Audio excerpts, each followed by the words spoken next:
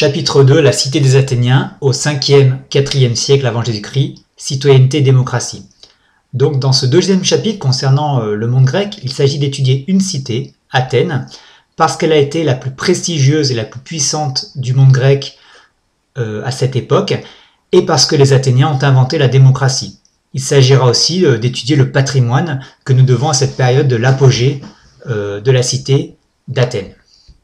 Alors, tout d'abord, si Athènes est devenue puissante, c'est en raison de sa domination sur le monde grec, et celle-ci est permise par les guerres médiques, et notamment la bataille de Marathon. Alors d'abord, nous plaçons Athènes, la cité des Athéniens, sur la carte. Donc c'est la carte que vous avez au début de votre chapitre dans votre livre, page 46. La cité de l'Athènes s'appelle l'Attique.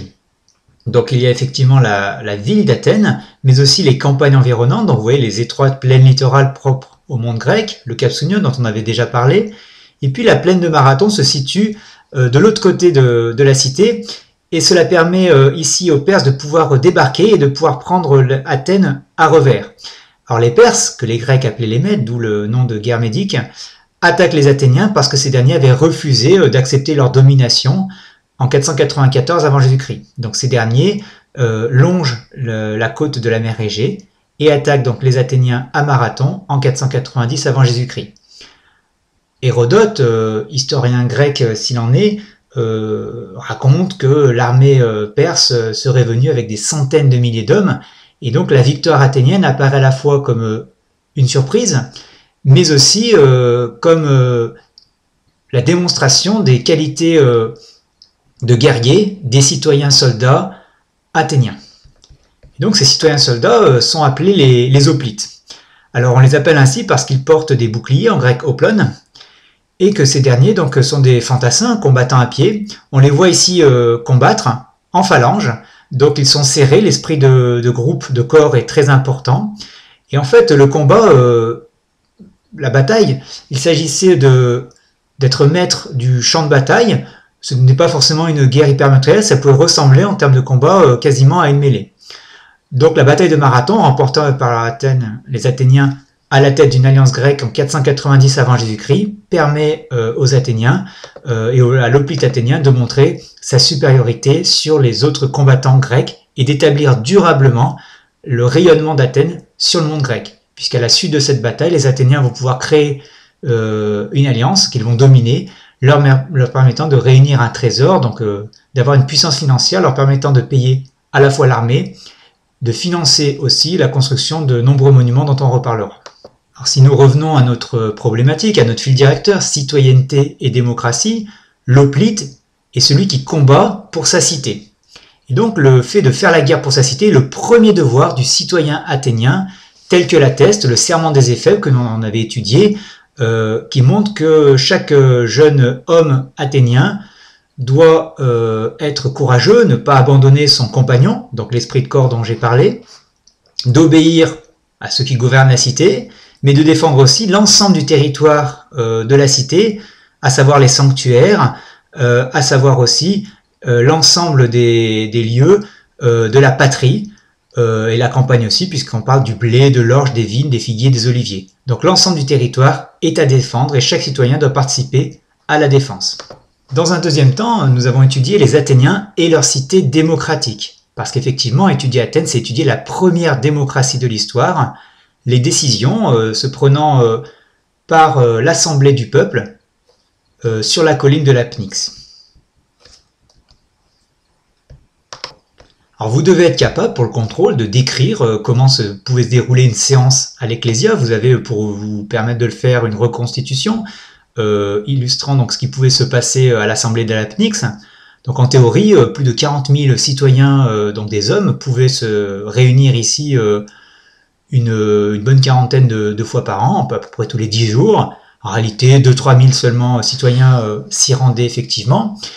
Et donc les débats étaient publics, chacun pouvait prendre la parole, une personne pouvait faire un discours à la tribune, mais on pouvait l'apostropher, lui couper la parole. Les débats étaient parfois vifs, on pouvait décider de la guerre, de la paix, on pouvait décider des impôts, on pouvait élire tout un tas de gens qui prenaient des décisions pour Athènes, qui avaient une charge, c'est ce qu'on appelle les magistrats.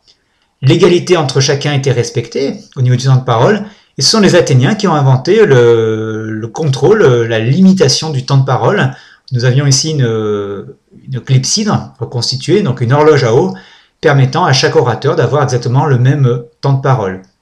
Enfin, le mauvais citoyen pouvait être exclu de la cité, c'est ce qu'on appelle l'ostracisme. Au 5e siècle avant Jésus-Christ, la cité démocratique d'Athènes, la démocratie, est marquée par un personnage historique que vous devez connaître, il s'appelle Périclès. C'est lui qui a notamment été à l'origine de la décision des Athéniens de se lancer dans une guerre périlleuse contre Sparte, la fameuse guerre du Péloponnèse. C'est lui aussi qui a décidé la construction de nombreux monuments à Athènes permettant de donner du travail aux Athéniens. Alors, première démocratie de l'histoire, oui, mais la démocratie antique, telle que l'ont fondée les Athéniens, était bien différente de la nôtre. Tout d'abord, les Athéniens, à Athènes, il y avait de nombreux esclaves. Donc ce vase grec en témoigne. On voit un maître, volontairement avec un bâton, beaucoup plus grand, qu'un personnage qui apparaît comme nu, non pas en toge comme le grec. Ce dernier est un esclave, donc quelqu'un qui est privé de liberté. Évidemment, les esclaves ne participaient pas aux décisions à l'ecclésia. D'autres personnes aussi sont exclues du gouvernement de la cité. Les femmes, qui ont principalement un rôle domestique, c'est-à-dire associées à la maison. Et puis les métèques, les étrangers, qui ont un rôle très important dans la vie économique athénienne. On voit ici sur ce vase par exemple un sculpteur, ici on voit un potier. Et ces métèques, même après plusieurs générations, avaient de très rares chances de devenir des citoyens athéniens. Donc il y avait une véritable exclusion de plusieurs catégories de la population, ce qui fait que la démocratie athénienne était bien différente de la nôtre, qui elle respecte davantage l'égalité. Enfin, dans un dernier temps, étudier Athènes, c'est évidemment étudier une ville très importante par rapport à son patrimoine.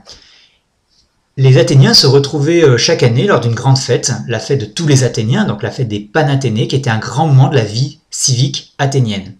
Donc il s'agissait de faire une procession, que l'on voit ici donc sur ce schéma qui traversait donc le quartier des artisans, le quartier du céramique, l'agora, donc la place du peuple, et puis on montait sur la colline de l'Acropole pour aboutir devant le Parthénon.